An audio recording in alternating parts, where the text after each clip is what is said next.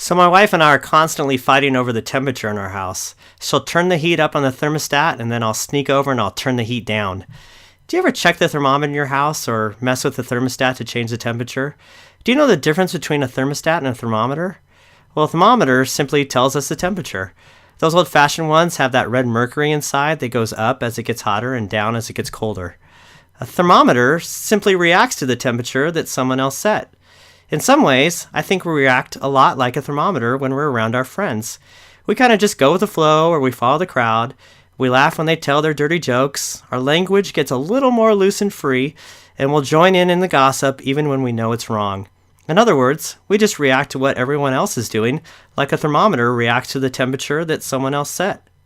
On the other hand, a thermostat sets a temperature in the room. The more you move the switch up, the hotter it gets. When you move the switch down, it gets colder inside. The whole point to a thermostat is to control the temperature. I think we should act a lot more like a thermostat when we're around our friends. Instead of just going with the flow, what if we set a godly example? For example, you don't laugh at all those dirty jokes. You don't join in the gossip.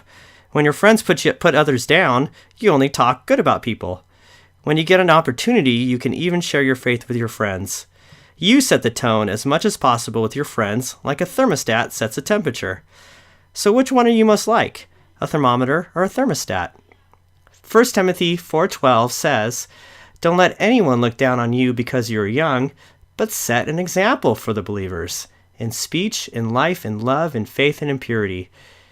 If you say you believe in Jesus, you should be the one to set a godly example to both believers and unbelievers.